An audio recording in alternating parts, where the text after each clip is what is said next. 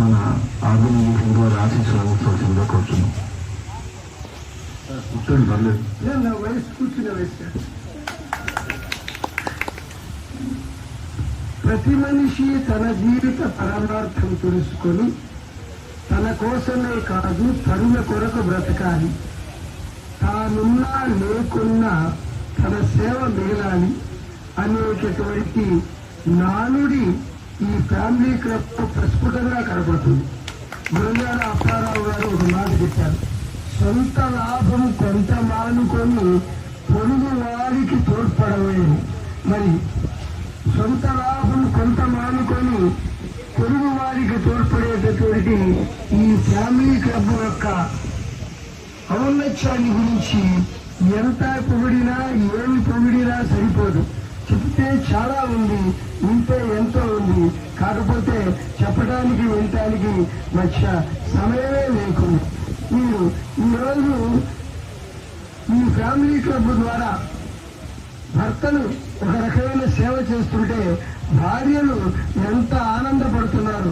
మామూలుగా అయితే అదెందుకు ఖర్చు పెట్టాలి, ఇదెందుకు ఖర్చు పెట్టాలి, వాళ్ళకెందుకు ఇవ్వాలి, వీళ్ళకెందుకు ఇవ్వాలి అనే దగ్గర నుంచి ఈరోజు ఈ ఫ్యామిలీ క్లబ్ ఏ స్థాయికి వెళ్ళిందంటే ఈ నెల ఏమి సేవ చేశారు అని మరి ఆడవాళ్లే మగవాళ్ళని అడుగుతున్నటువంటి స్థాయికి వెళ్ళింది. ఇది నిజంగా మన యొక్క హైందవ సాంప్రదాయంలో అత్యున్నత స్థాయికి తీసుకెళ్లినటువంటి ఒక సంస్థ. 10 సంవత్సరాల నుంచి ఏ మాత్రం అరమరిక లేకుండా పూర్వకాలంలో ఒక ఉమ్మడి కుటుంబం అనేది ఉండేది. ఆ ఉమ్మడి కుటుంబంలో అందరికీ ఒక పెద్ద ఉండేవారు. ఆ పెద్ద ఎలా చెబితే ఆ ఇంట్లో వాళ్ళు అలా వినటం అనేది చూశా.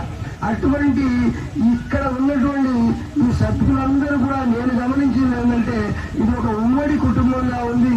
ఈ ఉమ్మడి కుటుంబంలో చాలా పెద్ద వయస్సు వాడు మరి రాఘవరావు గారు అనుకున్నారు, చాలా పెద్ద వయస్సు వాడు. పెద్ద వాళ్ళు కూడా ఆయన దగ్గరికి వచ్చి ఆయన ఎలా చింత అడుగుతారు.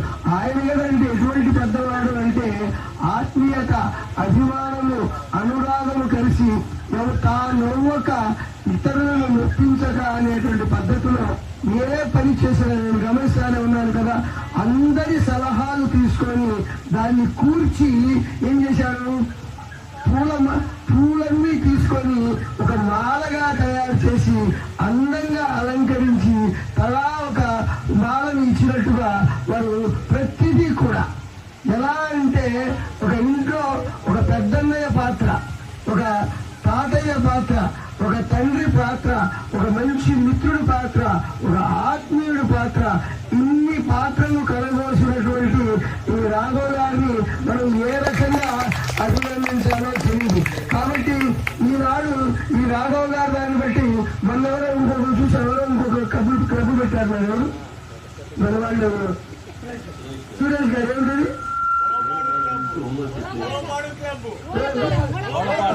కాబట్టి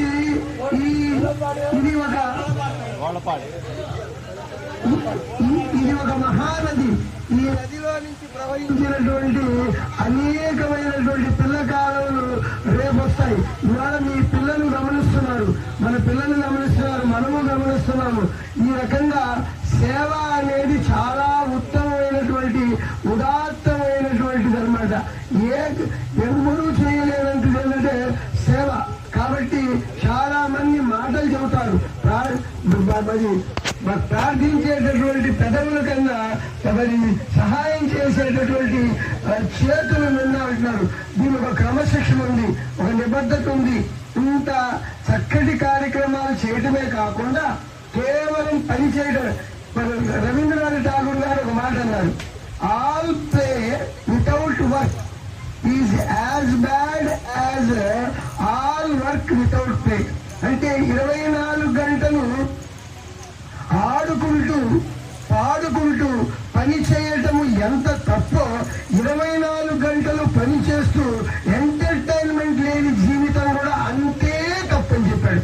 అందుకని ఈ రెంటిని గ్రహించిన వ్యక్తి ఇటు పక్క మనం పని చేయాలి, మనము ఆనందపడాలి, కుటుంబాన్ని ఆనందపరచాలని ఎప్పటికప్పుడు ఇటువంటి ఆనందదాయకమైనటువంటి సిచ్యువేషన్స్ చేశారు.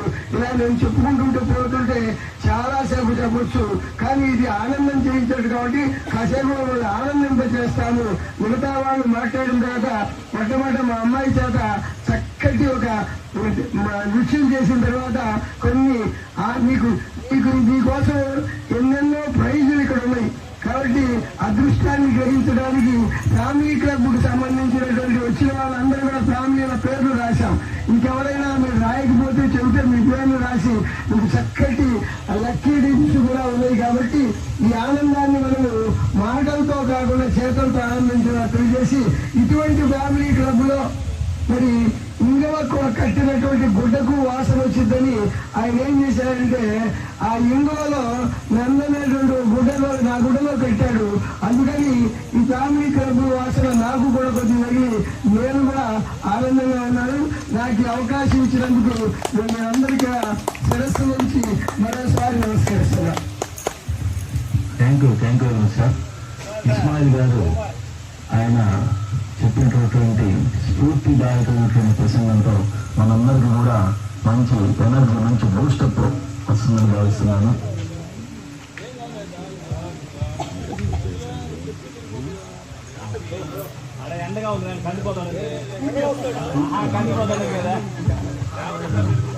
ఇప్పుడు యాక్చువల్గా ఈరోజు మొదలు ఇంకొకసారి నీకు నేను గవాలను నడిస్తే వాళ్ళు ఫీల్ అవుతాడు. అదేం కాదులే. సరే, మన ఆ ఫండింగ్ బ్యాలెన్స్ కానీ మనం చేస్తున్న